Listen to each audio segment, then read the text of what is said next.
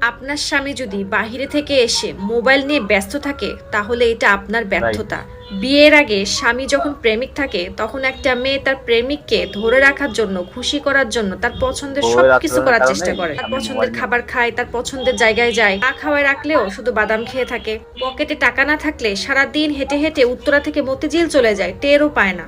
জন্মদিনে প্রেমিকের কাছ থেকে একটা টেডি বিয়ার পেলেই সব জায়গায় পোস্ট দিয়ে একাকার করে ফেলে। প্রেমিকের পছন্দের রঙের পোশাক পরবে, প্রেমিকের সাথে কথা বলার জন্য সারা রাত জেগে থাকবে। একদম অনেক। প্রেমিকের সাথে প্রথম দেখা, প্রথম কথা, প্রথম উপহার, প্রথম চোখে চোখ রাখা, প্রথম আই লাভ ইউ বলা, প্রথম ফুচকা খাওয়া, প্রথম দুজনে মিলে আকাশ দেখা, এই সব ডে অক্ষর অক্ষরে মনে রাখে। কিন্তু বিয়ের পর স্বামীর সাথে প্রথম ঝগড়া ডে, প্রথম গালি ডে, রাগের মাথায় যেটা বলেছিল সেই ডে, প্রথম খুঁটা ডে, দুনিয়ার সব কিছু ভুলে গেলেও এগুলো সারা জীবন তারা ভুলবে না। স্বামীর পছন্দের পোশাক পরা ভুলে যাবে, তাহলে একদম স্বামীর সত্যি। আবার পছন্দের রং, সেটা আবার কি? সে কি রং বোঝে?